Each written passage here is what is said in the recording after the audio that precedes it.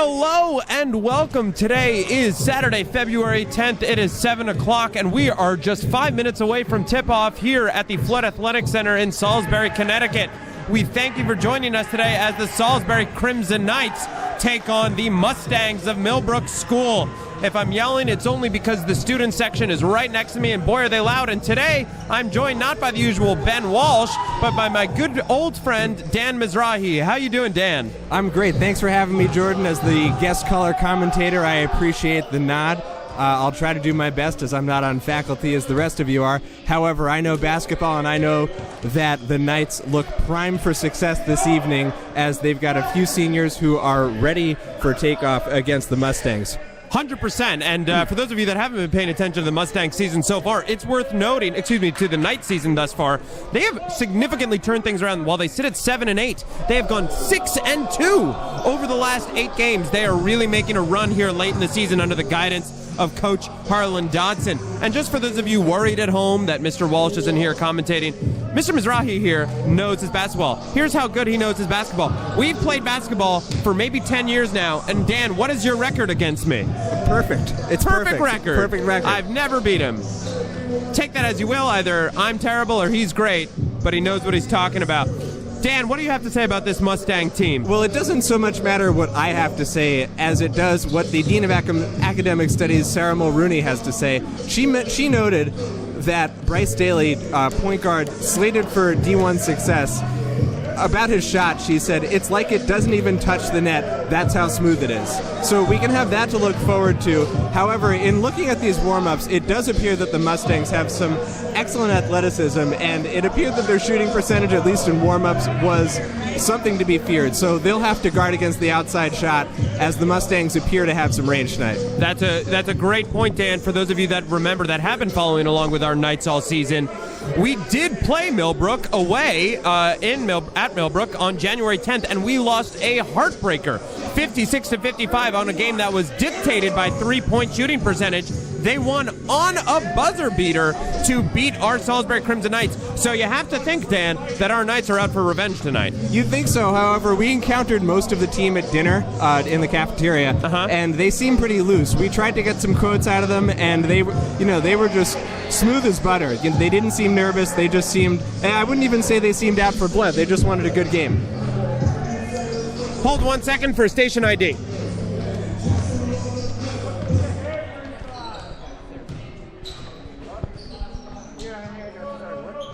You want it?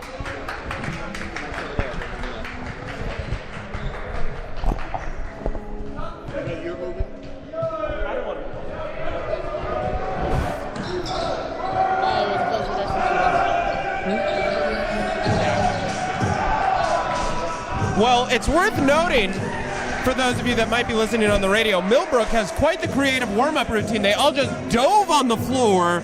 These guys look pretty loose, too. Yeah, though it appears that if you're practicing zone defense during warm-ups, that you've got something to worry about when you're up against the Salisbury Knights. 100%. We've been picking apart the zone for a couple weeks now, and you mentioned Bryce Daly, who really can score from all over the court. But some other players, some promising sophomores that are worth noting at this point.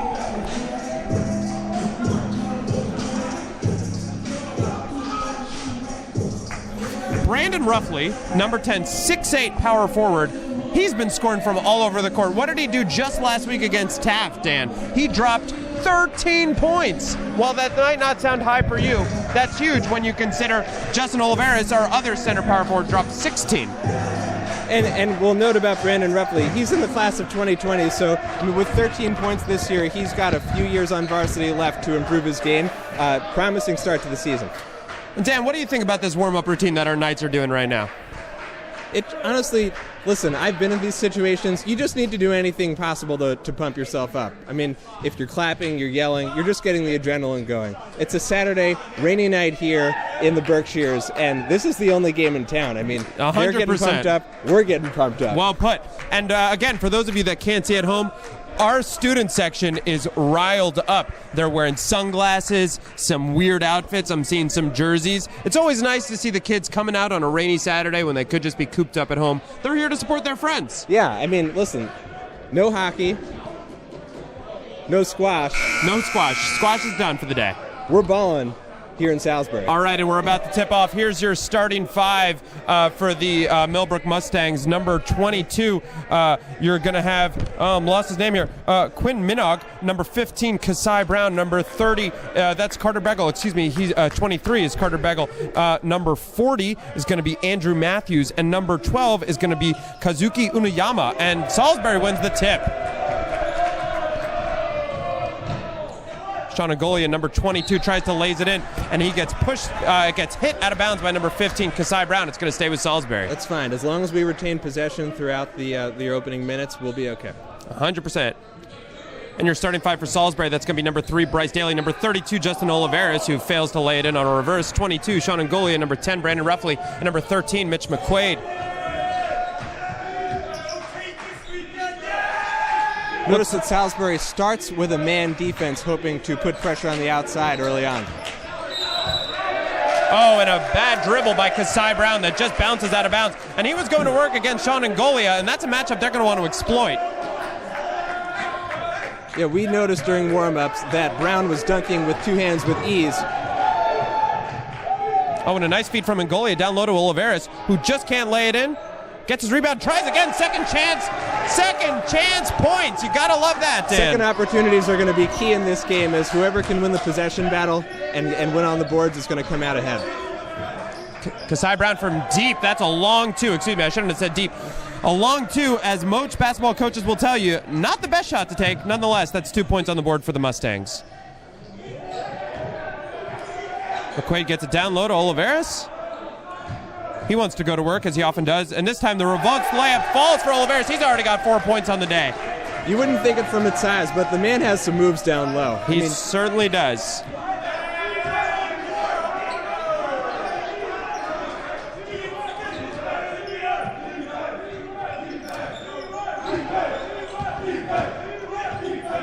Carter Begel dicks it out west to Quinn, who gives it up to Kasai Brown. He wants to go to work. Begel for 3. He gets it to fall. Carter Begel's going to be a threat for these Salisbury boys all day, Dan. Yeah, Begel just, you could see it in his handle and his outside shot. They're not going to have any success, either staying up on him or leaning back. I mean, he's got the range, and they'll pay if they play off of him.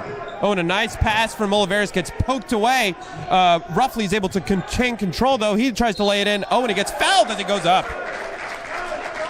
You got to be impressed with number 12, Kazuki Unuyama, who is standing all of 5'10" against roughly 6'8". Yeah, that's a mismatch they'll have to contend with all night. The Mustangs have a bit of a height advantage with the center at 6'8". And the first point for Ruffley falls. He's got one more at the charity stripe.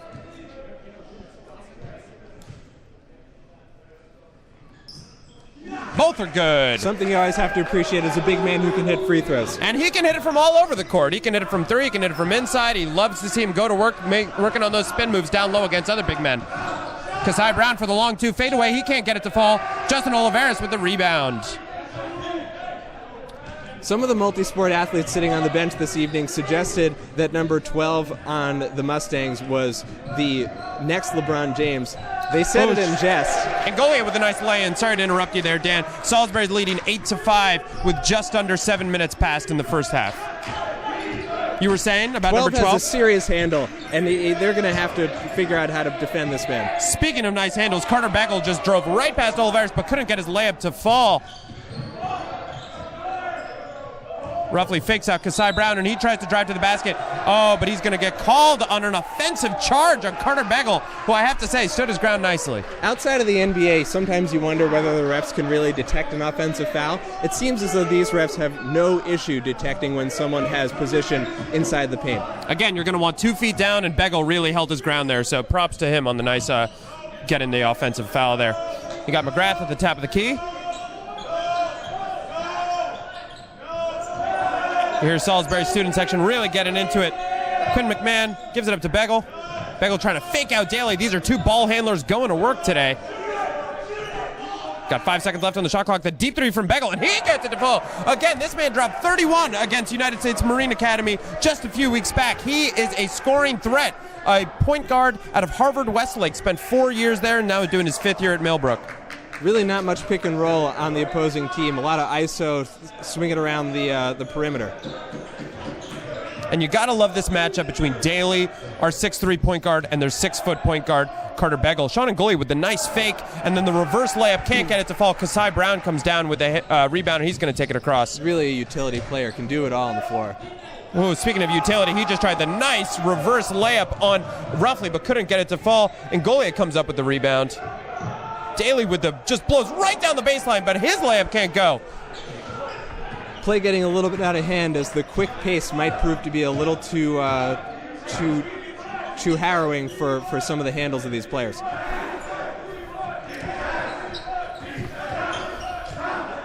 And again, we're seeing that kind of ISO, not enough passing. Oh, and just as I say that, a beautiful cut right down the middle of the lane, past Roughly is Kasai Brown with the layup. He almost got fouled on that one too. I think Salisbury got away with one there. And you've got Millbrook Mustangs up 10 on Salisbury Crimson Knights 8. Press meets the backcourt at the half court. You got to think that takes a few seconds off the shot clock, forces the Knights into a slightly quicker offense. Sean Ngoli with the step back fadeaway to it. He gets it to fall. That's a beautiful. Ngolia you're going to love as a player that shows up all the time at all the right moments. He's not going to fill the sheet like Daly or Roughly, but boy, is he critical to this team. And Carter Begel with the deep three. He can't get that one to fall. He's 2 for 3 on threes on the day. And Ngolia gives it up to Daly. And again, watch this matchup between 3 Daly and 23 Begel.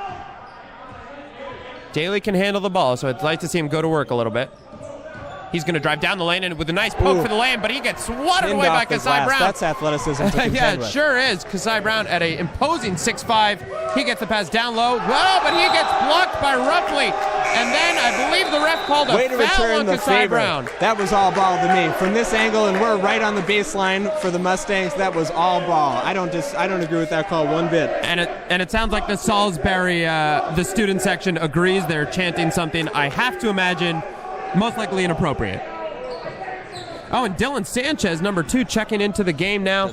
Justin Oliveras is taking a seat. Turns out no foul call. Oh, no foul, excuse me. Knights get the ball right back. Dylan Sanchez is running the point now on Kasai Brown. Dylan Sanchez, 3-sport athlete, started out with some academic struggles, but has been on the honor roll for, I think, 5 straight form years.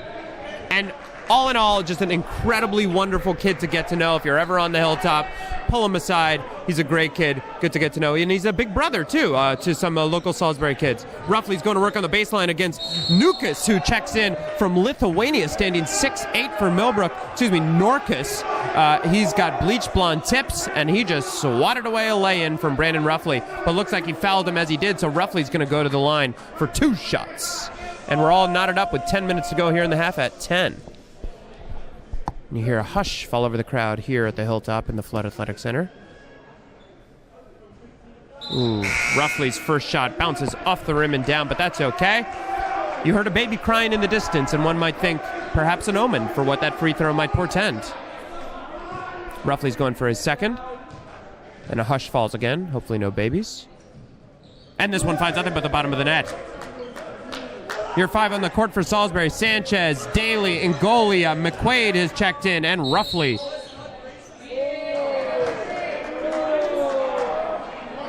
I believe Roughly there was called for a hold on Norkus, number 35.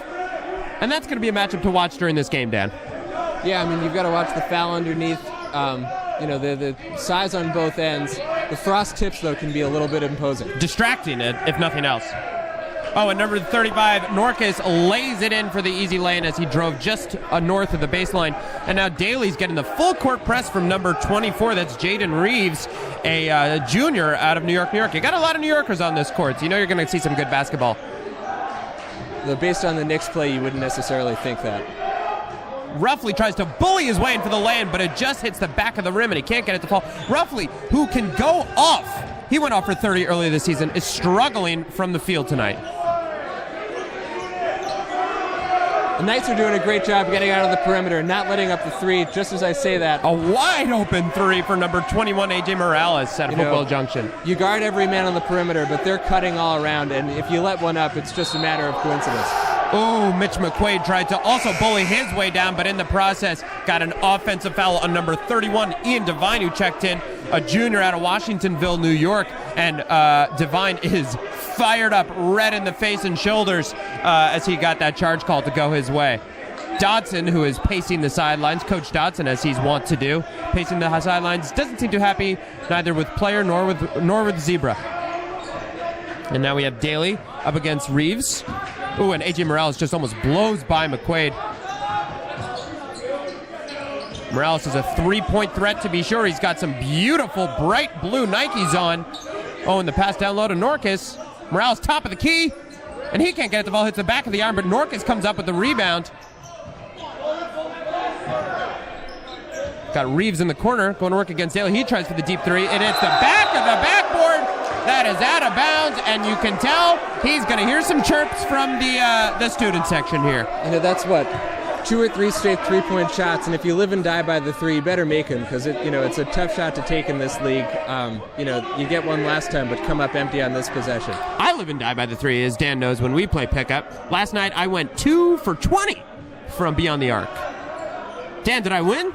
No. There you go. There's an example. Bryce Daly drives along the baseline, but passes just as he goes, gives it up to Nate Stone, and he's able to lay it in. Daly looked like he really got hit there. Parker Stone, went right down, but great dish off anyway. Norcus for the deep three. I don't think he's got that range. I am wrong. Excuse me. The man's got a stroke to him.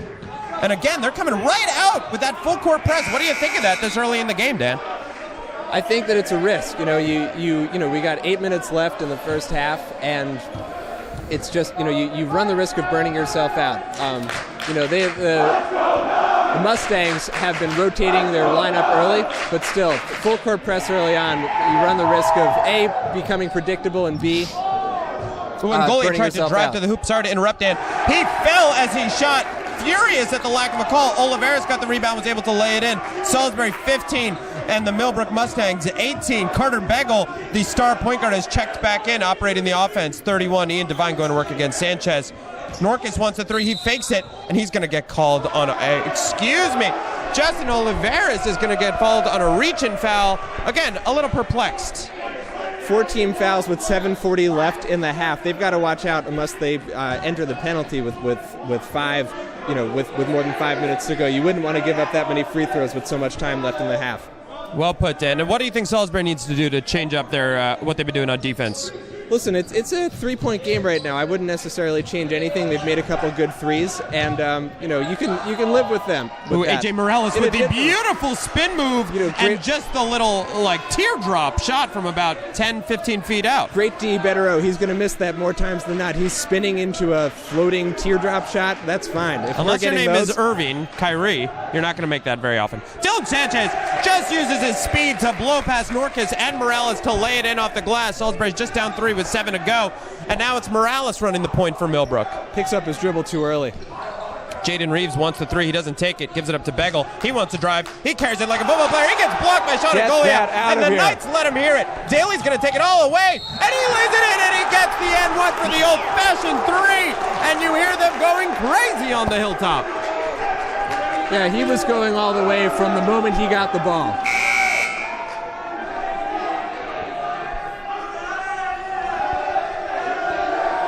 Looks like we have a little detritus on the court right here as somebody dropped their sunglasses. The crowd seems to be interested and invested in the finger roll. And Daly's at the charity stripe for the old-fashioned 3-point. Ooh, and he can't get it to fall. It just bounces out. Salisbury down just 1, but that's okay. Daly is a good free throw shooter. If he gets to the line later in this game, you got to have a feeling things are going to equal themselves out. Now you got Daly on top of Reeves. Morales going to work against Parker Stone. Norcus tries to fake out Oliveras. Oh, and Morales feeds Norcus down low beautifully, putting Goalie and Parker Stone 2 straight possessions. They've got to be afraid going to the rim right now. Ooh, and Parker Stone gets his pass intercepted, or at least Bryce Daly gets his pass intercepted by Jaden Reeves, intended for Parker Stone. Reeves is now going to take it up. You got to capitalize on those defensive stops. Yeah, as long as they get another stop here with another chance down at the other end. Norcus for the long 2 over Oliveras. He can't get it to fall, and Sanchez comes down with the rebound.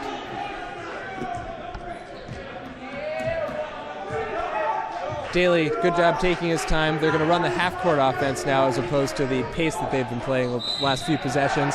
And they get the block. That is the third charge call this half. Oh, excuse me, that's a charge. That was a charge on Dylan Sanchez. He knocked over Morales, who you gotta say is doing all the right things. Could have fooled me. It looked like a lot of movement by the part of the on the part of the defense there. Well, that's why you're not wearing a vertically striped shirt there, Dan. And I would never want to. No, nor would I.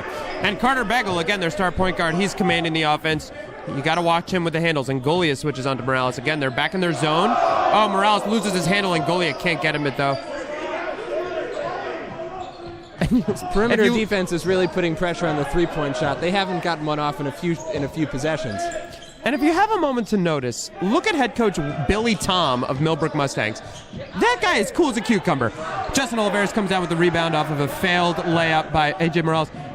Dylan Sanchez in the corner. He's going to try and drive along the baseline. Passes to Ngola. Beautiful feed. He can't get his layup to fall. Good recognition there by Daly. Justin Oliveras with the weirdly running, jumping, I don't know what you call that, Dan. Yeah, I would call that a one-handed free throw.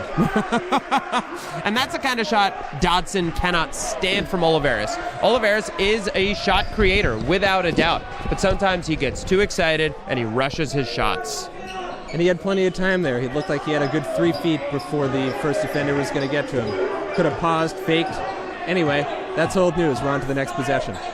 Ruffley's going to work against Norcus. Again, that's a matchup to watch. Same size, same skill set. Oh, and Parker Stone with a beautiful poke to intercept the pass. He's going to try and lay it in, and he gets it to fall. That's Salisbury. And if I'm not mistaken, he just dabbed after he laid that in, which is something kids do. That's defense turning into offense. Listen, you know, the points are hard to come by in this one as it's 21-20 with 5 to go. Anything that you can turn into a layup is good offense. Oh, as it comes from your mouth to God's ears, Dylan Sanchez pokes it away from number 40, Andrew Matthews, who dives but can't get it before it goes out of bounds. It's going to be Salisbury ball with just under 5 to go in this one. That's 2 straight forced turnovers by the Knights. That really invigorates the offense and just sort of gives you confidence that you don't have if you're just trying to force up shots. Give your shot creators opportunities, and that means getting the ball in their hands as often as possible.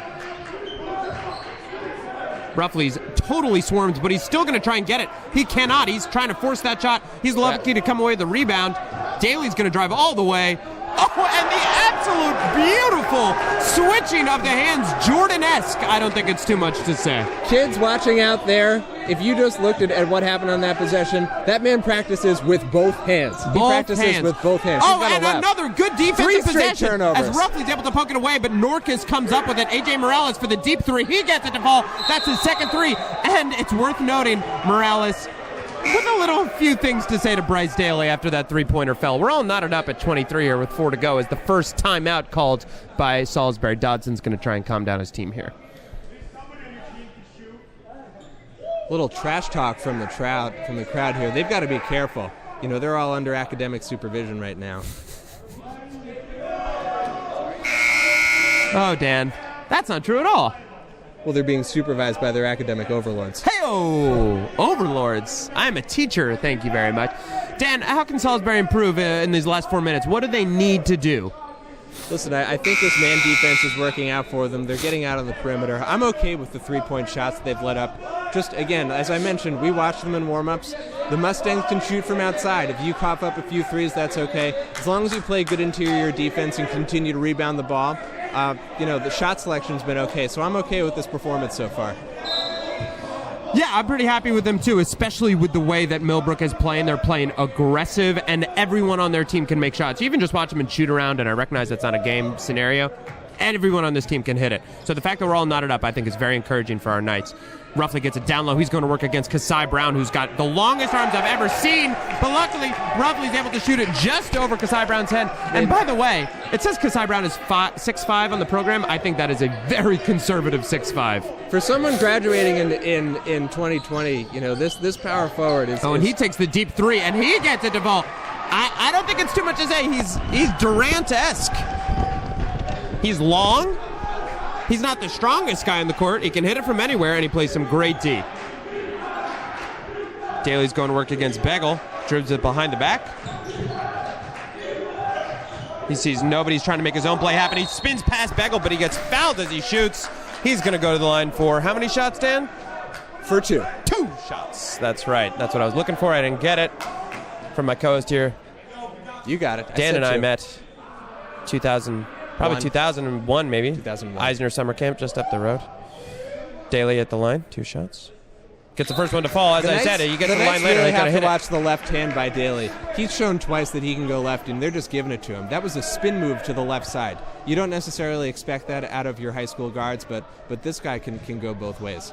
And you're certainly right. And UMass Lowell saw the same thing in him. That's why they offered him a scholarship to play Division I basketball for them. And you got to think he's going to see some minutes early on for them. And you just over 3 minutes left. Salisbury up 27-26. Oh, and again, we are just getting to some aggressive defense. Harlan Dodson screaming for his team to get to the floor, and it's going to be a jump ball going Salisbury's way. What you see there, Dan? That was a little chaotic. It looked like no one had established possession, and it appeared that the refs could have waited another second for the Knights, who clearly were favored in that battle, to have grabbed the ball. 100%. I always love to hear Dodson yell something out. Periodically, you might even hear him at home. He is a, what's the word I'm looking for? A vivacious coach. He gets very involved. He is not a, I don't know, who's like a Hornacek. He's not a Jeff Hornacek. He's not just going to sit there on the bench. He's going to get up there. He's going to yell when he wants his players to get involved. Maybe like a late 90s Jeff Van Gundy grabbing the ankle of Alonzo Mourning during a playoff series. It's the opposite of what I'm. Yes, no. That's exactly what I'm suggesting. I apologize. I want to go back for a second to Brandon Ruffley's post move. This man is graduating in 2020. Yes. It speaks to Coach Dodson's work on the low post and footwork with his players that he's got such a developed post game early on in his tenure with the Knights. Well, it shouldn't be that surprising, Dan, because Mr. Dodson himself played center at a high level. He played center at Williams College. For 4 years, he was a starting center for Williams. And he has brought that to his big men here at the Hilltop. And Golia trying to run the point, bring it to McQuinn, and he tries to lay it in, to shoot the jumper from about 10 feet out, can't get it to fall, and now it's going to be Mimnaugh taking it across midcourt. I'm probably butchering his name, I'm sorry. Begel tries to shoot it from just about 5 feet out. He can't get it to fall. Again, we can live with that all day. Pull-ups in the lane, defended. And crashing the boards. You got to love that. Daly trying, again, switching hands. And laid it in with the left hand. Boy, can he do it all. Tommy Newberry, anything to say about our Salisbury Knights so far in this game? Buy some pizza, please. Buy some pizza. How are it's you for a feeling good after cause, your I loss on the imagine. squash court today? I'm feeling okay. I've gotten pretty used to them, full disclosure. Okay, well, let's hope the fate for the Knights isn't the same this evening. Well put, Dan. Let's all not be Tommy Newberry at squash. Let's be Bryce Daly at basketball. Shall we? I think we'd all take that I think we'd all take that proposition. Any day of the week. Daly gets his shot to fall. That's a three-point play for Daly. You got to think he's approaching double digits so far in this game, not to mention commanding the floor like a floor general should. Morales gives it up to Kasai Brown. He's going to work against Ruffley. He tries the 20-foot jumper. He can't get it to fall. Oh, but Minnow comes down with the rebound. What's Daly doing? Get called out of travel. Kasai Brown, those yellow shoes, moving a little too much on their own. The Knights got bailed out by that walk there, but 100%. Daly's got to box out. I mean, that's an offensive rebound against someone 6 inches shorter than he is. Who's got a box out? I didn't hear you. Daly, he's got a box out. He was right there. Oh, and Morales got it. You know, Yeah. I think it was a mistimed jump. But sure. For a D1 player, that's not going to fly in the big leagues. All right, Dan. Daly's going to work. He's looking at Oliveras down low, but he's wrapped up by Reeves. Daly for three. He gets it to fall after the generous home court bounce. Excuse me, that was a long two. Long twos, infuriating. Reeves going to work against Angolia. Watch that pivot foot. Kasai Brown from three. He doesn't take it. He gives it up to Morales. He tries to drive. Now it's Norcus from three. He gets it to fall. That is the big man's second three of the day. Salisbury's got to close on him a little faster. You doubted his range earlier, but the man has shown with 2 threes early on that he's a threat from deep. I'm sorry, okay? Here's Angolia. He can handle the ball. Justin Oliveras, he's all alone at the top of the key with Norcus on him. Roughly for three. Ooh, way long. That didn't touch nothing but nothing. Norcus comes up with the rebound. Again, Salisbury's got to hustle back to their defense. And they get there. Morales almost with the travel. It doesn't get called on it. Minna tries to drive on Daly. He bullies his way down. Oh, and he's going to get called on a travel. I was 99.9% sure that would have been a defensive foul on Daly. And that's why I'm not wearing the vertically striped shirt, Dan. Yeah, neither am I. That looked like a hack to me, but the Knights get a lucky break there, and as Daly brings up the ball. A home court turn of events. All right, you got just under a minute here left in the first half. Knight's looking to come away with something big before the end of it. Oh, and he's going to get called on the up and down travel? It appeared that his pivot foot stayed down there. Convincing fake even from up here, but I didn't see any daylight between the ground and that man's left sneaker. Nor I. I would call that what they say in bad call. a makeup call, as a matter of fact. In the previous possession, Daly might have been called for the foul. He didn't. It's a dangerous game when the refs get into that one. Yes, certainly is, particularly in the high-stakes game of North England Prep School basketball. AJ Morales giving it up to Jaden Reeves. He might be looking for a three, but instead he drives. Definitely a travel there. Yeah, saw that. Man, a lot of miles getting racked up here. These guys are going to be able to go on a round Wherever they trip. want for the holidays. Man, it's, by the time we hit next Christmas, they're going to be able to go anywhere they want with all these points. I think we just told the same joke 3 times. Yeah, we can keep going. They do this on TV all the time. This is true. Well, here's what I'm noticing, Dan, and we talked about this earlier, you and I, off the record, but I'll just bring it on the record Sure, now. bring it on the record. I think the refs in this league tend to not like the Euro step, and they call it a travel. And the kids are watching James Harden these days. The man makes the Eurostep look like gravy. Bryce Daly for 3 over the outstretched hand of Norkis. You got 5 seconds left because Cy Brown's going to take it across the half court. He gives it up to Minna, passes it to Norkis for the corner 3. He gets it to fall. Oh my God. Millbrook Mustangs eat, sleep, and drink buzzer beater 3s. And that is not what Salisbury wanted to close out their half, but 3 answered by a 3. Yeah, I mean, again, that would be 3 threes for the big man on the Millbrook Mustangs, and again, he's a threat. Honestly, more from the outside than from the inside. We haven't seen quite as much interior play from him. It really looks like there's been some dribble penetration from their guards, and the big men have largely stayed out of the lane. Yeah, well, I'm not seeing much post moves from Norkis. I'm seeing a lot more of what you're saying, which is some driving kicks. Driving kick, and Norkis has been the recipient of a few good passes out in the corner. When the defense collapses onto the dribble penetration, you see this all the time. There's just an open corner shooter. Shane Battier played that role for the Heat during the early 2010s run for that team, and it looks like Norkis is playing that role here for the Mustangs. And Dan, I'm sorry to stop listening to you for the last 2 seconds, but we are joined now by headmaster of Salisbury School. I'm sorry, he's in a meeting with somebody. I misunderstood the signals. We'll try and get a quote from him later on off the record. But as you were saying, he likes something you, about you got basketball. A shoulder rub out of the headmaster. I got a shoulder rub out of it. I don't know if you guys can see that at home. I think it's still in good standing. Yeah, it's still in good standing. As far as I know, you're going to collect a paycheck on February 15th. No, first of the month. First of the month? Only the first of the month? Yeah. Oh, anyway, you got to conserve let's that talk cash here in Salisbury. NBA. We had some big things happening in the past week in the NBA. Dan, why don't you catch us up? Well, the Cavs were wheeling and dealing there right before the trade deadline. Cavs or LeBron James? Well, you'd have to think that the Cavs were trying to preserve their future with Mr. James. Isaiah Thomas played, as far as the analysts are concerned, some of the worst basketball in NBA history for anyone who is a starting guard. He certainly did. His box score plus minus was some of the worst in history. Everyone was blowing by him on defense, and you really can't blame the Cavs for getting rid of him.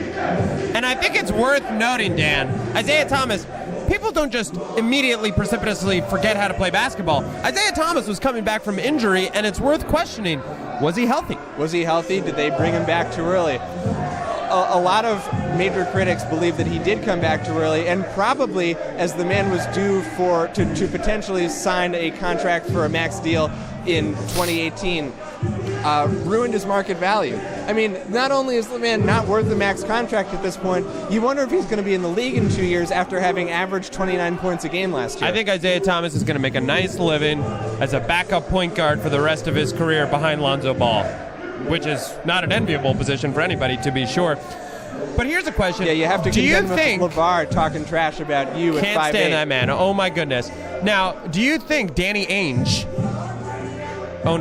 general manager, of the Boston Celtics, do you think Isaiah Thomas, when he throws darts at home, he's throwing it at a picture of Danny Ainge? I think now that Isaiah Thomas is never going to get his tribute video from the Celtics because he missed the away game and is now playing with the Lakers, who are not going to play the Celtics for the rest of the season. But did he even deserve a tribute video? Does one All-Star season for a team warrant a tribute? This is the Celtics. I think it wouldn't. It's not so much the All-Star selection as much as it was that the man carried the Celtics to the conference finals last year. Granted, Kyrie Irving is going to get that team much farther here in 2018, and you could argue that it was a late career fluke by Isaiah Thomas, but maybe a tribute video, sure. The NBA gives out tribute videos, like the refs in this game are calling travels. Hey-o! And they can travel pretty far with all those miles they've accumulated. That's 4 times we've told that joke. I'm going to take a quick break here to go to the bathroom, but we bring you our half-court entertainment, which is an adorable baby playing basketball. Aiden, let's bring it to the baby playing basketball. The baby playing basketball. Yeah, get to the baby playing basketball. Why don't you film it, Aiden? Get a shot of the student section. Thank you.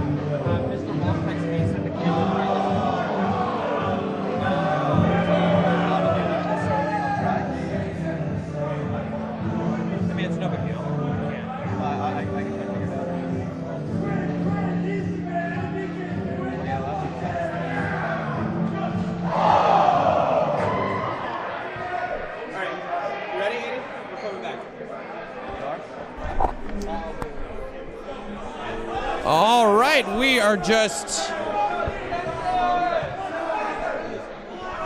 3 minutes away from the end of halftime, and we're going to come back to you. Dan, I've got a little trivia for you. Are you ready? Always. Who was the second replacement player on the Eastern Conference All-Star team? Let's see.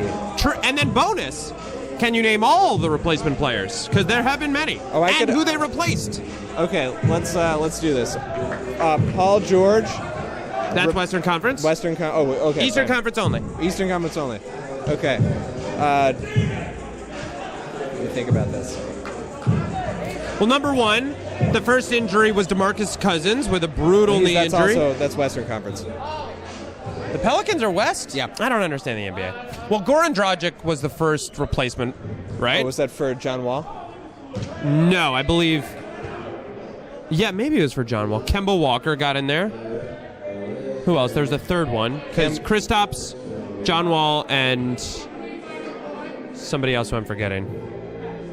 incisive commentary. I'm not really here. good at trivia if I don't even know the answer. So let's get back to talking Salisbury. I'm going to tell you the name of a player, and I want you to tell me what NBA player he reminds you of the most. Okay? Okay. Bryce Daly, number 3, starting point guard. Chris Paul. Chris Paul, high praise. Okay. Brandon Ruffley, number 10, power forward. Let's see. Someone with some post moves, not too much outside game, but high potential.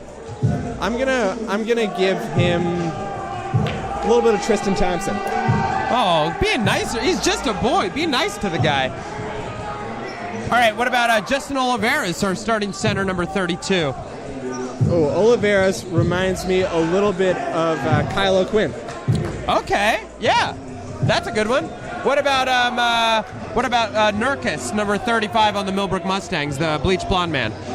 I mean, you'd have to think that you're dealing with someone with range, with a little bit of inside game and some handles. I'm gonna give him maybe Greek freak Giannis Antetokounmpo. Wow.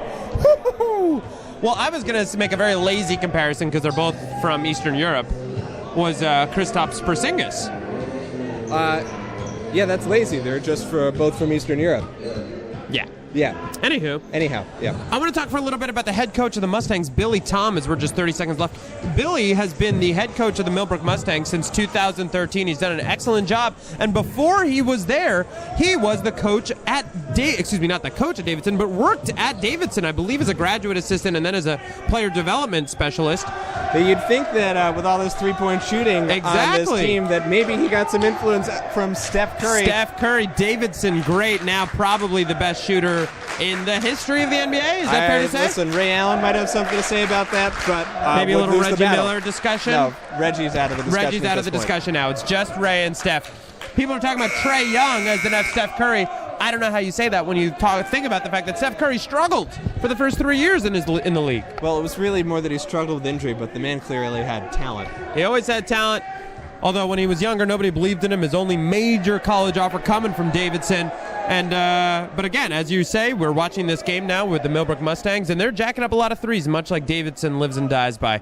And also, as I've spoken to Coach Dodson about this a few times, and I've mentioned this a few times in previous broadcasts, Salisbury tries to play a brand of basketball, offensively at least, much like the University of Michigan Wolverines. He says he borrows a few stratagem from John Beilein, great coach, in terms of jacking up the threes. Look for some of the backdoor cuts, things like that you might see in a Beilein offense. Mr. Dodson might get mad at me for giving away some of his strategy there, but I'm just making time. And we're back! If you watch the Wolverines, it's uncanny. It's uncanny. It's almost the same. Now we got A.J. Morales at the top of the key. He gives it up to Reeves. Reeves going, and now Begel's going to work. He's going to try and drive down the lane, and he can't get it to fall. And Brandon Ruffley's going to come up with a rebound for himself. He's not filling up the stat sheet today, but he's making his presence known. Ruffley's trying to command the offense on a little bit. Kasai Brown covering. He drives, gives it up to McQuaid. Ngoli at top of the key. Tries the fadeaway jumper. He doesn't take it. Instead, he gives it up to Oliveras down low. He's going to get called on a travel. Yeah. They're calling that pretty tight. The refs give those out like they're free candy. Wiggled his pivot foot a little bit. Tough to say that he lifted it, but anyway, you got to know what the refs are going to call these days. Tough indeed. So it's going to be Millbrook ball on the other side of the court. They're playing west now. Kasai Brown for the fadeaway jumper. He can't get it. Bryce Daly comes down with 2 hands on the ball, and he's the guy you want commanding your offense in this half, and we got 15 minutes left in this game. Salisbury up 35-32. Hopefully it's not going to come down to another buzzer beater. Hopefully we can pull away a little bit earlier in this one. Oliveras now top of the key. He gives it up to Daly. He might take that 3, but instead Kasai Brown's elephant-like length arms can't get in the way.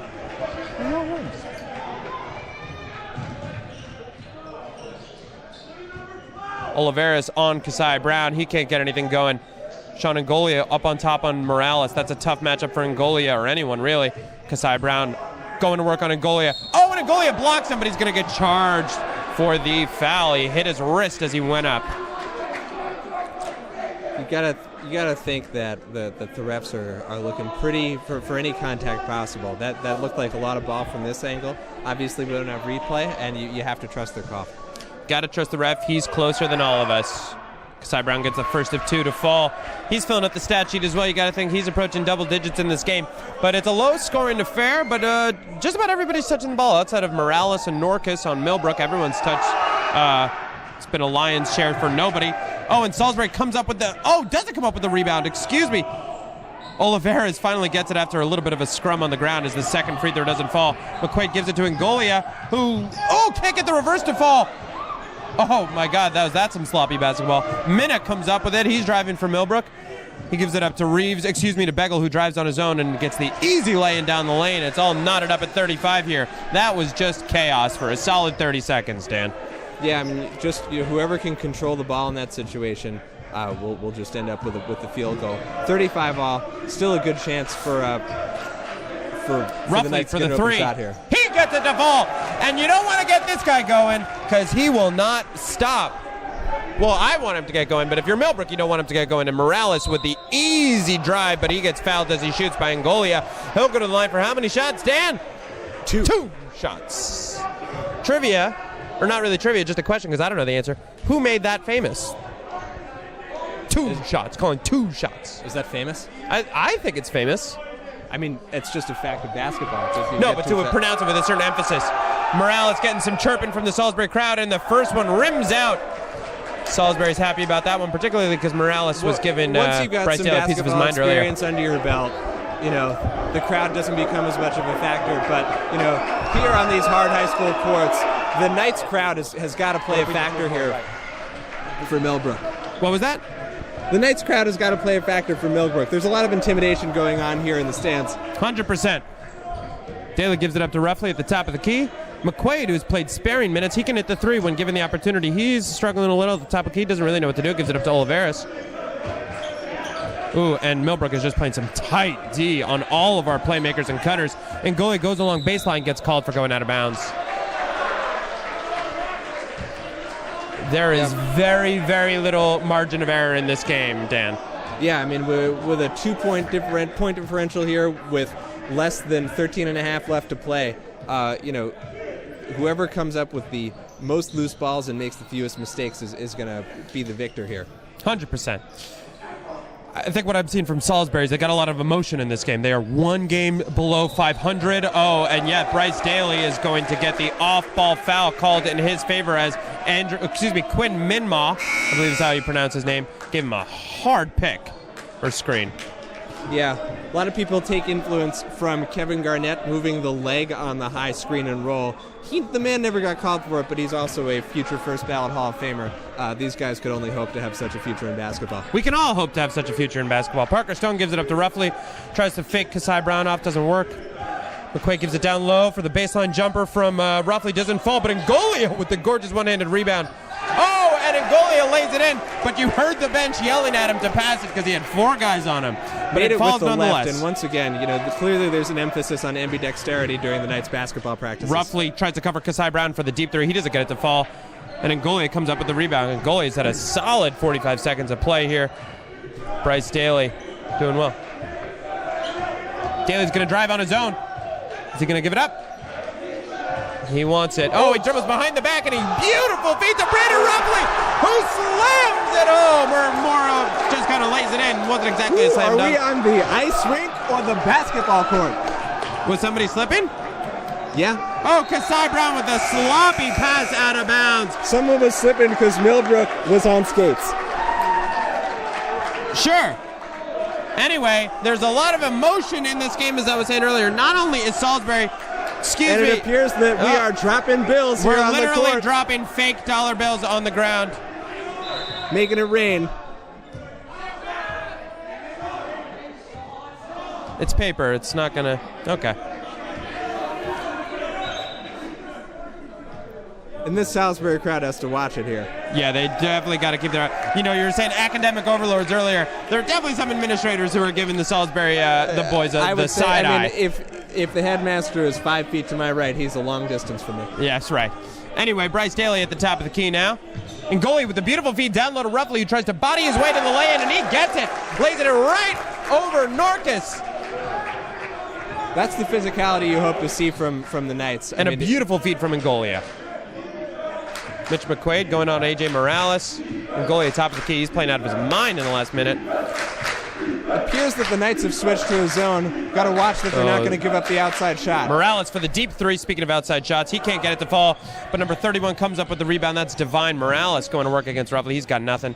Oh, and the ball gets poked away by Parker Stone from Kasai Brown. He's going to try and lay it in. Oh, but he can't get it, but he gets laid in on the follow-through by Bryce Daly. Salisbury making their presence known. That's those hustle plays that are going to win this game for them. Now up by 10. This is the largest lead for either team throughout the entire game. Norca's going to work down low. That's He's going to get called on the travel 100% on that one. He's not even arguing. He saw that. Ain't nothing to argue. And we're hearing frosted tips from the crowd. Just a nice little poking of fun. We can all see it, guys. Yeah, we can all. Not exactly the most creative chant. Oh, and Brendan Ruffley had the corner three, didn't take it, and said he's going to drive and kick out. But Kasai Brown gets the rebound, but then throws it out of bounds. Salisbury wants us, but they can't get sloppy. They can't let their emotion dictate their play. Playing inspired basketball here in the second half. Not many mistakes, but they've got to watch it as this team, the Millbrook Mustangs, can really shoot. Daly's in the corner. He's got Jaden Reeves on him. He tries to fall away three. Can't get it to fall. Norcas comes down with the rebound as Ruffley just couldn't get his hands on it. Kasai Brown charging like a Mustang down the court. Jaden Reeves, top of the key. Oh, and it gets poked away by Parker Sloppy Stone. Play Parker there Stone, who behind the back pass. Oh, from Bryce Daly at the half court to a charging Mongolia. Dan, what do you think? What do you think? Are we on the playground? I mean, It's your second rhetorical question. Timeout called by the Millbrook Mustangs. Sorry, continue. Listen, when you have this much confidence in your game and you know that everything's going to go right for you, 12-point lead with 10 minutes to go, you can afford to get a little creative with the basketball. I mean, I love it, and Daly's got the ability to execute. I mean, it's one thing to be cocky and not have the skills to back it up, but Daly can 100% do it. Yeah, no, I mean, clearly just with that behind-the-back pass, good 15-foot pass, saw the open lane, and you can't question this man's decision-making. He's led the team to a 12-point lead. He's averaging 15 points on the year. Yeah, I mean, who are we, whose highest level of play was Maccabia in the summer of 2005, to question this man who's about to be a Division I basketball player. Maccabia, for those of you listening at home or who haven't muted us yet, is color war at our summer camp. I rarely played because I'm asthmatic. Anyway, and we're coming out of the timeout that was appropriately called by Millbrook. Salisbury's up 12 points on the visiting Millbrook Mustangs. And you know who I'm seeing get very animated right now in the hat, in the quarter zip on the bench? Senior Zach Banks, committed to University of New Hampshire to play linebacker in the fall. He's a bench mob kind of guy. Yeah, I mean, you need that sort of enthusiasm. Even if the man isn't playing, it's always worth having a locker room presence that can hold the team together. And you got to say, our boys look good in their civvies. They dress up for the game. Oh, and an errant pass gets picked up by Bryce Daly. They tried the backdoor cut to A.J. Morales, and he just lost the handle from Carter Bagel. Daly's dribbling and trying to go to work on Norcas. That's a good mismatch. And Daly again drives down. He's approaching 20 on the day. I'm not keeping stats. I'm just presuming. Fair presumption? Fair presumption. Daly out here looking like the professor from the N1 mixtape tour. If you've never watched The Professor, go on Instagram right now. Look it up. Man take that down boy people. Can dribble. Manhattan Beach, watch out. Boy. Bryce Daly, he's got Carter Bagel on him. And he Once he again dribbles with behind the back, crosses back. him up, almost breaks his ankle. Parker Stone tries to drive from the top of the key. He gives it away to Mitch McQuaid for the corner three. Oh, and he can't get it to fall. Just hits the front iron. There, but right now it appears that the Knights are just toying with Millbrook. Firmly in control. Getting anything they want. Oh, and the drive from Jaden Reeves. He's going to get called on the foul on Parker Stone, who I'm not totally surprised he gets called on foul because he's been poking away every ball on every play. Parker Stone's been a presence on defense, so it's only a matter of time before he misses ball and hits skin. It's okay. Totally. 2 shots for Jaden Reeves, top of the key. Doc Rivers used to say that his coaches in high school would tell him if he didn't have at least 3 personal fouls by the end of the game, he wasn't playing hard enough defense. Doc Rivers, for those of you unfamiliar, the man with single-handedly dismantling Lob City Los Angeles Clippers. that you have to think that with a 4-year, $174 million contract, nowhere to go. For a man who hasn't made the All-Star team in 3 years, Blake Griffin got a nice payday. Oh, are you not a Blake Griffin fan? I'm a Blake Griffin fan. I'm just saying you don't necessarily have to pay the man $174 million. I don't know. He's got max contract talent, to be sure. Sanchez got it at the half court. Jaden Reeves hit both of his free throws. Salisbury up 50-38, 9 minutes left to go. Daly's controlling the offense now. Does he drive and fade away too? He's going to get called on the travel. That's okay. There's a fine line between a hesitation move and a travel. It appears that these refs err on the side of caution. Right. However, Daly had me faked out there. Yeah, 100%. But it's worth noting in the ref's defense, this is high school level basketball. A lot of it is still educational. So they're trying to encourage fundamental basketball play. Well, right now, we're all in the school of Bryce Daly. For those of you listening at home, we're actually at Salisbury School, and he was purely being figurative. Figure of Dylan speech Sanchez there. says to poke away the three from A.J. Morales, but he gets it to fall. Morales with 3 threes on the day, and now it's back within single digits as Salisbury's only up 9 points. They've got to settle down, get their offense going. Their defense is playing just fine. What do these Mustangs think they're doing? They think they can press Bryce Daly into a turnover. The man clearly has shown them that they are going to pay for their mistakes in reaching for the ball. 100%. And I'll tell you what I like right now. Bryce Daly's taking his time in his offense. They're up, control the clock, get smart points. Don't force anything like he did on the last possession. Brandon Ruffley tries to spin on Kasai Brown. He gets called on the travel. I don't see it. I don't see it. Looks like he was actually falling backwards. He got rid of the ball before he picked up the pivot foot. But Dodson is more angry at his team than he is the refs. He knows who to pick a fight with. A.J. Morales loses control of the ball, gets it back. Dylan Sanchez giving him a tough Is that assignment. not a double dribble? No, I don't think so. He never picked it up, or at least so saith the ref. Jaden Reeves gives it up to Morales. He's got Sanchez on him. Kasai Brown got Ruffley all up in his face. Oliveris on Norcus now down low along the baseline. Norcus passes it way up to A.J. Morales. 7 seconds on the shot clock. Dylan Sanchez giving some beautiful defense. Oh, but there's the mismatch. Oh, but it gets poked away as the shot clock expires. Bryce Daly takes it up. And again, he's going to settle down his offense, let him get into their positions. Oh, now he's going to drive. Kick to Brandon Ruffley. Brandon Ruffley drives on his own for the easy lay-in. Nobody touched him. Salisbury back up 11 points with just under 7.5 to go. When the ball's in motion, the Knights have a great chance of scoring. That's 100% right. You want that ball movement. And as with any team, be it high school, college, or NBA, you're always looking for the extra pass. That's an easy foul on Sean Angolia, who raises his hand and says, "Mabi."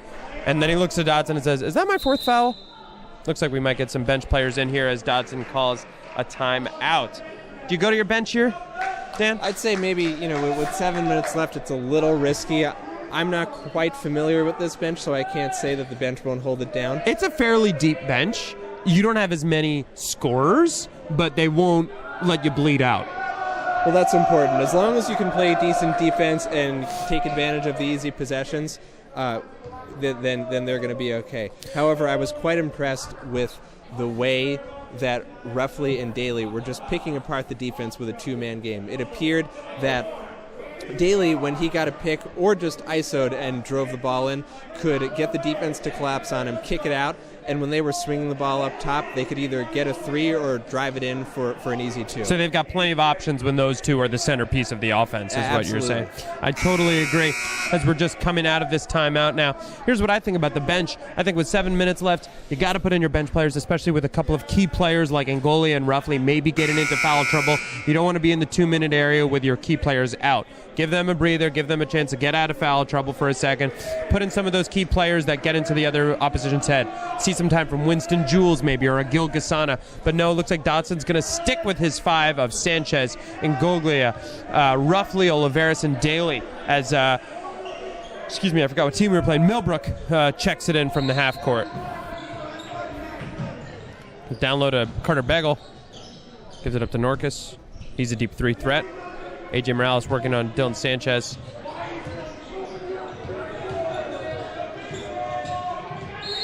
Ooh, and he's going to get called on the foul, Dylan Sanchez. He's going to get called on a hip push. Dodson's not arguing. He knows that that's what it was. Sanchez, of course, like any basketball player, saying, "Not me." But they're not in the bonus yet, it seems. seems. The refs have given us a lot to argue with this game. You'd have to understand if the players are becoming a little frustrated with the way this game's been tightly called. Well, that's probably the toughest part about being a ref is consistency. Can you play the same game you played in the beginning that you played in the end? You or have recall to keep the same the players game? in control, but you also have to keep the flow of the game. Ooh, and Carter Bagel just with a beautiful move past Roughly and Oliveris. He's faced zero opposition there. Daly's got the full court press on him. He has trouble inbounding. And suddenly Billy Tom, the coach for Millbrook, getting a little more involved in this game, which you like to see from such a seasoned coach. He's not too complacent. Pacing, looks a little stressed, crosses his arms. Daly's trying to control his offense. He's got Morales on him, who's been tenacious all day. He gives a down low to Oliveira, smacks the ball. He's going to work against their backup center, and he gets it to fall. Not even their backup center. That was just a mismatch all up and down. Oliveira, who opened with a strong 2 in the post, seems to be taking advantage of his touches. Second shot with a strong post move. And that's a sign of maturity from Oliveira, who, if you watch earlier in the season, used to take any shot he could anytime he touched the ball. And an errant shot by Carter Bagel gets picked up by Daly. 6 minutes left here. Salisbury up 11, 54-43. Daly's controlling his offense, calling a play. And it's lovely to see the Salisbury team go into motion the second Daly calls the play. This is a smart, well-coached team. Oh, and that beautiful touch jumper, as almost like a teardrop off the glass from Bryce Daly, who had Morales all over him. Faked us out with the play call. I was certainly surprised. He just needed some time. What's it going to get called on? Oh, it's a timeout. I'm sorry. I thought it was a foul. And, that's going to be Billy Tom's second timeout in probably the last 5 minutes. His team just can't get anything consistently going. Yeah, the offense was flowing in the first half, but, I mean, to think that it's, we've got 5 minutes left in the game. We ended the half tied at about 36, and they've only scored 7 points here in the second half. You can play good defense and let up 20 in the second, but if you can't put the ball in the hole against a team that's really moving the ball well and making the right shots, it's not going to turn out well. And this is always the big question. Is it good defense or bad offense? And now here's something I always hate to see, which is a far too self-assured student section. You got 5 minutes left in the game. This game is by no means over, particularly for a high-volume team like the Millbrook Mustangs, who beat us on a buzzer beater. Is it self-assuredness or is it just inspiration? Definitely self-assuredness. Carter Bagel in the corner. He's going to not take the three. He's going to try and drive. Never mind. Gives it up to Kasai Brown at the top. Oliveris on Bagel. Bagel really has some speed against Oliveris, but in the zone, it might not be as much of an issue. Yeah, got a couple mismatch going on right now. And Jaden Reeves can't get it to fall. Bryce Daly. I'm surprised Kasai Brown hasn't gotten more touches. This guy is athletic. He's long. It's surprising to me that he has not become the focal point of this offense along with Bagel, much like Daly goes with Roughly. Daly gives it up to Roughly. Daly gets the cut down into the lane from a pass from Sanchez. He dribbles out Kasai Brown, is hounding him. Does Daly take it? Almost loses his handle. It'd be wise of him to pass, but instead he tries to lay it and can't get it. But he gets his own rebound off a tip-in from Justin Oliveris. Dylan Sanchez fakes the three, drives on his own, tries to draw the foul. Can't get it. A lot of contact there. Cannot no foul get call it. from the rest. Little inconsistent. Oh, and Roughly gets the block. Way. What No. beautiful. Oh, goaltending. Never mind.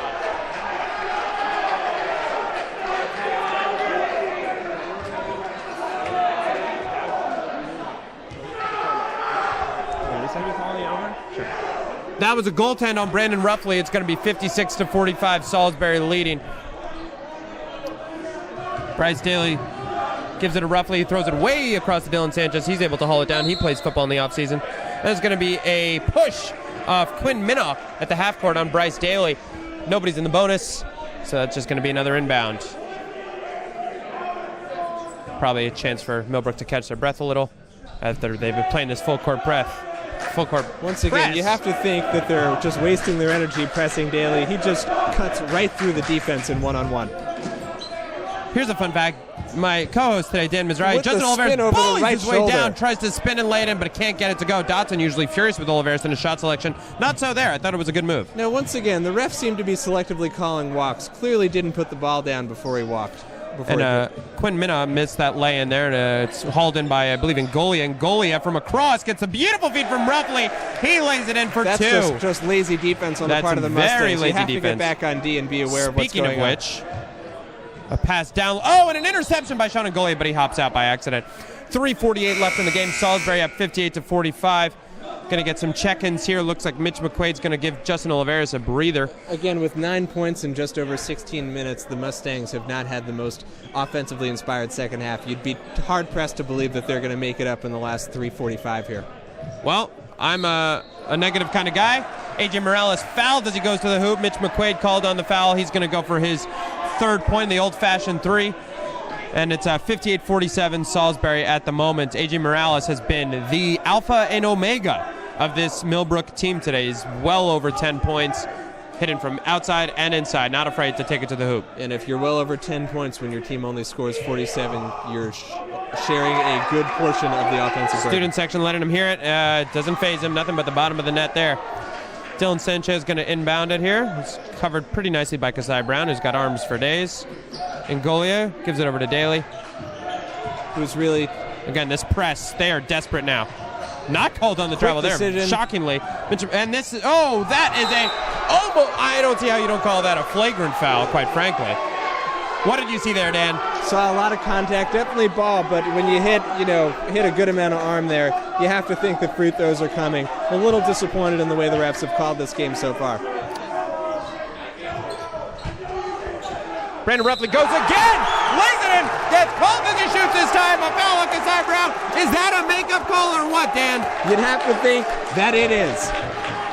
So Brandon Ruffley, who has come alive here in the second half from inside and outside. That was his second dunk of the game. Now at the free throw line trying to make the three-point play as Salisbury's up 60-48 as the crowd falls hush. Ruffley takes a shot. Ooh, can't get it. Rims out. Ngolia gets the rebound. Oh, and Millbrook's going to get called on the defensive foul. And but Ngolia got the ball, so it's going to be Salisbury ball. Chance for a 4-point play. Limping as he goes toward half court. You have to wonder, did he step on someone's foot during the fight for the rebound there? Or somebody step on his foot. We'll never know. No, we won't. We might. We might know. Billy Tom, head coach of Millbrook, livid at the refs, screaming out, "That's awful." Ruffley gives it up to Sanchez. He tries to lay it in on his own, and he can't get it off the backboard. Jaden Reeves comes up with the rebound just over 3 minutes to go. Salisbury up 12. Reeves almost loses his handle at the half court. Kasai Brown looks like he wants to drive on. Oh, Ruffley blocks him. Oh, but Kasai Brown gets it back. Oh, and Ruffley with the second block. Oh, poked out by Bryce Daly. It's going to stay with Millbrook. That's a shame. Brandon Ruffley with 2 blocks on that possession, and it just gets to be Millbrook's ball because Daly just slipped out of his fingers. Yeah, shot blocking ability is key here in these games. You know, you when you intimidate the other team into poor shot selection, goes a long way on the defensive end. A.J. Morales for the 3 over McQuaid, can't get it to fall. McQuaid with a nice recovery there. He almost totally whiffed on the block there. Daly's going to drive it up. Just under 3 minutes to go now here on the hilltop. Crowd inspired by Daly's fancy handles here. How can you not be? Uh-oh, Ruffley loses control, gets it back. That's okay. Carter Bagel all over him. Carter Bagel is playing angry recently. Daly's taking his time. He can run this clock down as low as he wants. Daly with the crossover, breaks his ankles, and he gets the fadeaway 2 to fall. That's going to be all over Instagram barely tomorrow. Touches the net. Whew, God, is she right. Reeves loses his handle. Carter Bagel from the top of the key, wide open. He hits the 3. That's an easy shot for him.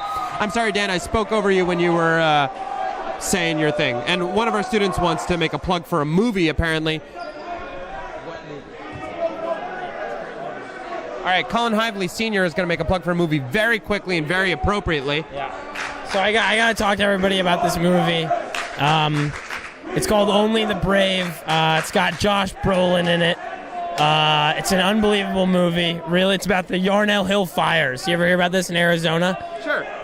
Greatest loss of life of any fireman in the United States since the September 11th attacks. It's a really inspirational movie, and I think everyone should watch it. If anyone watches Entourage, it was a movie that he tried to make Vinny Chase smoke jumpers, but it's really called Only the Brave, and I really recommend everybody watches it. It's really good. It's a really powerful movie. Thank you, Colin Hively. He's a senior, everyone. Okay.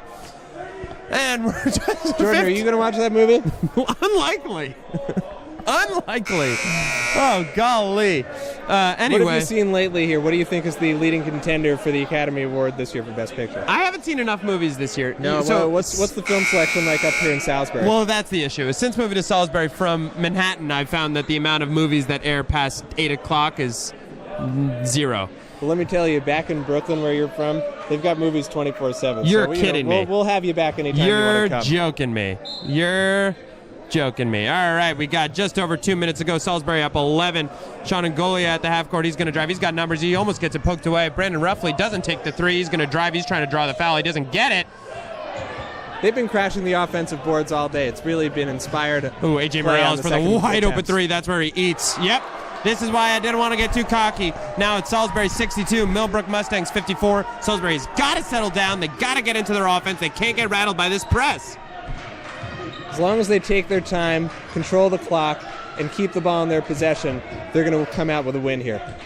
Dan's a lot more confident than I. I am more of an anxious person just by nature. But that's okay. We balance each other out maybe a little bit. Mitch McQuaid is being hounded by Quinn. Brandon Ruffley down low, got 2 men on him. Parker Stone gives it back up to Ruffley, doesn't take the three. Kicks it out to 3 for Ngolia. He can't get it to fall. It just hits the back iron. 1:30 left. Salisbury up 8. A.J. Morales wants to drive on Parker Stone. Gives it up to Begel. Begel tries to get away Parker Stone. Can't get it. Call there? Oh, and A.J. Morales loses the pass. Ruffley comes up and gives it up to Daly. Just over a minute left. Salisbury up 8. Kasai Brown trying to put the press on. Oh, yeah, and Kasai Brown's going to foul Bryce Daly at the half court. That was his only move. Right, Dan? We're all just pawns in Bryce Daly's game of checkers. Chess. What? Here's a question I've always had. There are no pawns What is in the checkers. difference between chess and checkers? If you're asking that question, then you've got to get yourself to a board Is it game the bar. color of the board? Is checkers red and white and chess is black and white? What do you mean? What's the difference is that they're different games. They're different games? Yeah, they're okay, different so I games. wasn't sure. Anyway, we're just killing time during this timeout now. Salisbury's up 8 points. As Marv Albert calls it, serious garbage time. With a minute left and an 8-point differential. Minute left in this game. To get us psyched up for this game call today, Dan and I were listening to some Gus Johnson calls. For those of you that listen to college basketball and you're familiar with Gus Johnson's beautiful falsetto when calling March Madness, it really got us amped up. Bryce Daly trying to fight to get open for the inbound end. Yeah, and Mitch McQuaid's going to call a timeout. He had nowhere to go. So, Dan, I have a question for you. Yes. Before the game, Dan is visiting Salisbury. He's an old friend of mine, and I'm just recently a teacher here at this boarding school, and he came to visit. And as you know, Dan's a big basketball fan, big basketball player, and he said, Jordan, that's my name, everyone. Secret's out. Do you think I could play with these varsity guys, right? And I was like, probably not. So, Dan, after having watched the varsity game, Listen, have you come to a feeling about whether or not you can hoop with these guys? I think that as a spot-up shooter, that's my primary strength, and I'm also a decent ball handler. I want to give these guys their due. They can definitely hold their own. Mm-hmm. Get me out there in a scrimmage, coach. Let me put on the high tops and see what sort of damage I can do. Well, Dan, I can say at pushing 28, your high school eligibility is out. So, no, you will not get a chance to play. I was just asking to be nice. I was hoping you'd show some Listen, if Roy Jones Jr. 10 years ago could practice with the Knicks, I can practice with the Salisbury Knights. All right. Hey, man. Hang out. I'm sure they'd like to run with you, just like in a nice kind of way, like to humor you. But these guys would dunk all over you all day. And anyway, we're coming back from another timeout. And it looks like Mitch McQuaid's going to inbound at this time. Great to know that my co-host has such strong confidence in my own abilities. I have 0. He's going to give it up to Ruffley, just able to get it in bounds. And you got to think Millbrook's about to foul. And they do not get called on a foul. Oh, McQuaid almost loses his handle. Almost gets called on the double dribble, quite frankly. Ngolia got it. Ruffley's telling him to be easy. Ngolia gives it way up to Mitch McQuaid. He gives it down low to Parker Stone, who's just able to lay it in before Kasai Brown comes in. Salisbury takes the 10-point lead with under 10 minutes to go. 1 minute to go. Bryce Daly's covered A.J. Morales. And you know what you got to... Oh, and the Salisbury boys are singing the Sarum hymn. Somewhat prematurely, perhaps. Oh, but they're about to shut this game down just over 30 seconds ago. Bryce Daly's just got great 10 control second down clock the stretch by the Knights. differential. Really, no turnovers, making the right decisions. You'd have to think that this team, really playing like a team that's not That one wants game below to win, 500. that's turned their season around. Maybe looking at playoffs now. Inspired play, good decision making. Bryce Daly's going to kick it down for the corner 3 for Sean Ngolia. He doesn't take it, drives baseline, gives it up to Parker Stone for the 3. He can't get it. Oh, and just as the shot clock goes, Ngolia gets a second shot, though, after the shot, so that's 2 points. No? You'd have to think so. The shot clock didn't really reset there. Well, it doesn't matter. Game's over. You want to give the final score there, Dan? That would be 64-54 Salisbury Knights here during the marquee matchup on regional TV. And thank you very much for all of those listening at home. Thank you for joining us here on the Hilltop. We hope you get home safely from wherever you've been to wherever you're going. And from us here at Salisbury, go Knights. Say go Knights. Go Knights. All right.